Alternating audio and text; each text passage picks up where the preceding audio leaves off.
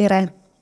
Minu nimi on Maire Otsas-Carpenter ja olen vandeaudiitor ja räägin teile täna majandusaasta aruandest koostamisest ja räägime just nimelt Eesti finantsaruandluse standardi kohaselt.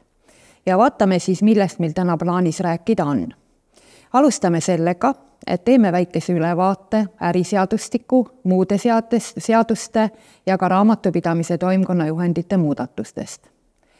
Seejärel vaatame läbi majandusaasta aruande koostamise ja esitamise üldpõhimõtted, selle järjekorra, mis järjekorras peaks kõiki neid protseduure ja toiminguid tegema.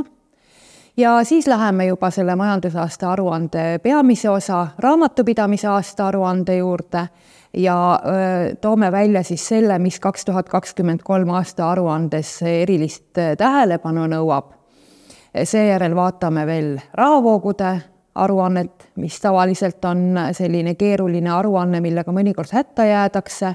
Räägime lisadest, missugust informatsiooni me lisadest peame esitama ja lõpuks räägime siis veel mõne sõna majandusaasta aruande teisest osast, see on tegevusaruandest.